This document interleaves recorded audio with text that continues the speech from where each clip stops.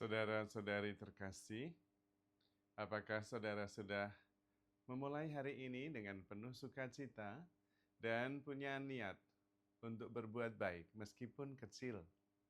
Semoga Tuhan memberkati niat baik saudara. Mari kita hidup sepenuhnya, karena hidup sangat singkat, jadi harus berarti. Inspirasi hari ini tentang persoalan.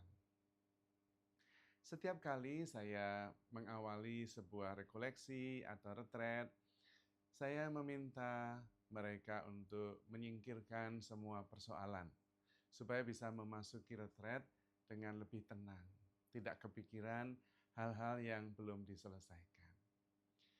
Biasanya saya akan tanya siapa yang punya persoalan, lalu semuanya mengangkat tangan, semuanya punya soal. Mungkin Anda juga ketika mendengar itu akan menyetujuinya. Lalu kemudian saya mengambil tas saya, tas kantong dari kain yang untuk membawa jubah saya. Dan saya membukanya, tas itu kosong, tidak ada isinya. Dan saya mengatakan, ayo mari semua yang punya persoalan, persoalannya diambil, dikumpulkan, dimasukkan ke dalam tas saya ini. Yuk maju ke depan. Dan kemudian tidak ada satupun yang maju. Lalu saya tanya lagi, ayo, katanya tadi punya banyak persoalan, persoalannya mau diambil kok enggak mau. Ayo silakan persoalannya dimasukkan ke dalam tas saya. Dan mereka tersenyum.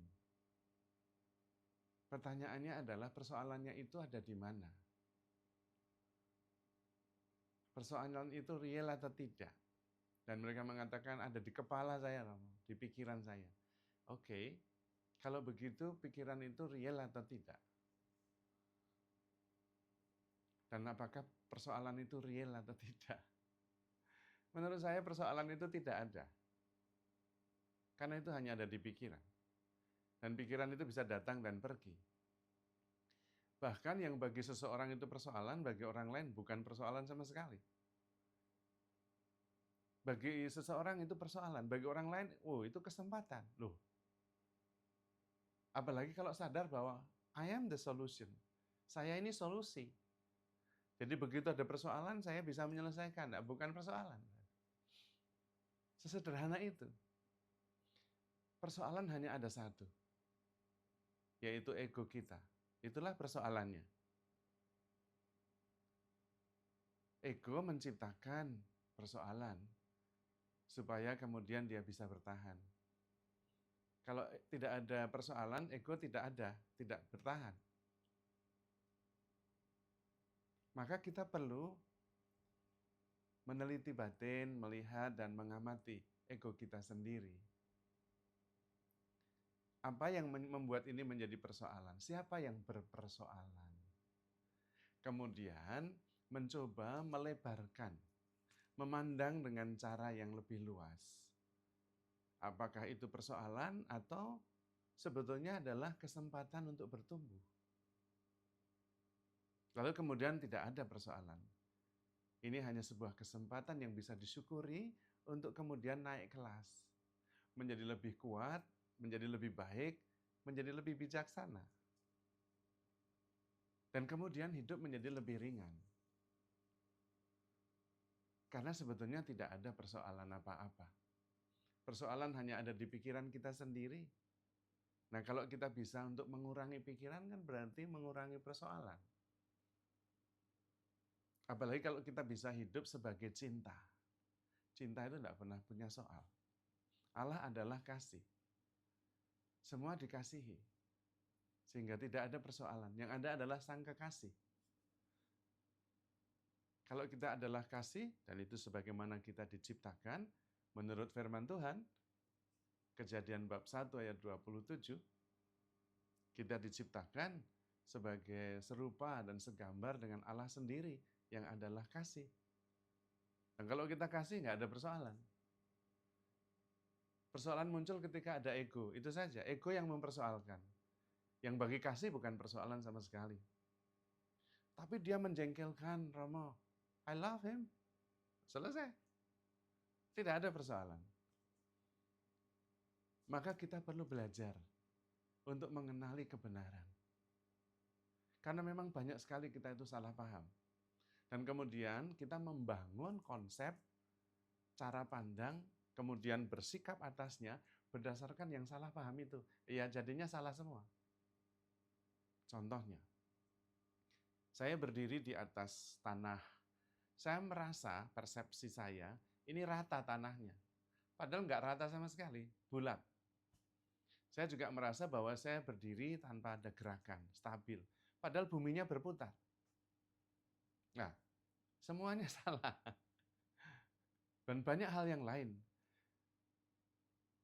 Menurut penelitian, tubuh kita ini terdiri dari 85% air atau bahkan 90% air. Tapi kita merasa bahwa diri kita ini solid. Keliru semua. Kita merasa bahwa diri kita ini individu terpisah dari yang lain. Enggak ada. Di dalam diri kita itu ada banyak bakteri yang baik. Kalau enggak ada bakteri itu, kita nggak bisa hidup. Di lambung mencerna, di usus memproses makanan. Ada begitu banyak bakteri, dan kita mengatakan saya adalah individu terpisah sendiri. Dari mana? Salah semua. Demikian halnya dengan pendapat kita dengan orang lain, karena dibangun atas persepsi yang keliru. Maka kita perlu mengenal kebenaran, supaya kita bisa mengenal Kristus. Karena Tuhan mengatakan, akulah jalan kebenaran dan hidup. Termasuk mengetahui tentang persoalan. Persoalan sebenarnya juga ada. Tidak ada persoalan. Ya tergantung kita, tergantung ego kita. Apa yang terjadi kepada kita nggak bisa memilih. Tapi reaksi kita atasnya, nah itu yang menentukan. Apakah persoalan itu ada atau tidak ada. Maka penting kita mengolah diri, mengamati, meneliti, dan kemudian bisa bersikap. Dan kalau saya sadar bahwa saya adalah solusi, nggak ada persoalan. Atau karena saya adalah solusi, persoalan-persoalan itu menjadi justru penting. Sehingga bukan persoalan lagi. Dan itulah yang perlu kita renungkan, kita pelajari. Sehingga kita tidak tenggelam dalam persoalan yang sebetulnya tidak relevan ketika kita tahu bahwa kita adalah solusinya. Kalau tidak ada kedamaian, itu bukan persoalan. Saya yang harus membawa kedamaian. Selesai. Kalau ada kebencian, bukan persoalan. Saya yang harus membawa cinta kasih. Selesai. Karena itu sebetulnya persoalan ya tergantung kita. Tergantung ego kita. Kalau ego bisa disingkirkan, yang ada hanya cinta, yang ada adalah keterbukaan, yang ada adalah penerimaan, ya nggak ada soal. Maka Tuhan mengatakan kepada kita, barang siapa mau mengikuti aku, dia harus menyangkal diri. Memikul salibnya dan mengikuti aku. Yang pertama-tama harus disangkal ya ego kita itu. Karena di situ persoalan yang muncul. Menyangkal diri. Dan kemudian terbuka, menerima apa saja, percaya segala sesuatu, mengharapkan segala sesuatu. Dan itulah kasih. 1 Korintus 13. Kasih itu sabar. Kasih itu mengharapkan segala sesuatu, percaya segala sesuatu, sabar menanggung segala sesuatu. Dan lalu tidak ada persoalan. Yang penting kita justru melatih diri untuk menghadapi realitas dalam hal kebenaran. Bukan hanya seperti yang kita persepsi. Karena yang kita persepsi terbukti salah semua, atau kebanyakan salah. Dan kalau kita membangun konsep atas dasar yang keliru, lalu sikap kita juga keliru. Maka mengubah mindset itu penting. Melihat realitas dalam kebenarannya itu penting. Karena di situ kemudian kita bertemu Tuhan. Karena Tuhan mengatakan, akulah jalan, kebenaran, dan hidup. Dan mudah-mudahan dengan menemukan kebenaran, hidup kita jauh lebih ringan. Termasuk ketika kita harus menemukan dan mencari kebahagiaan. Kebahagiaan itu adalah Anda sendiri. You are the happiness you are looking for. Mencarinya di luar kita ya nggak ketemu. Itu seperti mencari cincin yang jatuh di kamar, mencarinya di luar. Karena di luar lebih terang. Tidak akan ketemu. You are the happiness you are looking for. Maka mari kita mencoba meneliti mana yang sungguh-sungguh kebenaran, mana yang sebetulnya hanya salah paham. Persoalan itu hanya salah paham. Nggak ada persoalan. Karena saya adalah solusinya. Sehingga ketika ada persoalan langsung selesai. Sehingga nggak ada. Dan kalau ada persoalan itu karena ego saya. Ketika ego saya nggak ada, ya persoalannya nggak ada. Kalau saya adalah cinta, ya nggak ada persoalan.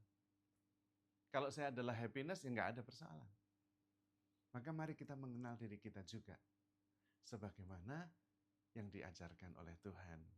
Supaya kita tidak kemudian tenggelam dalam salah paham.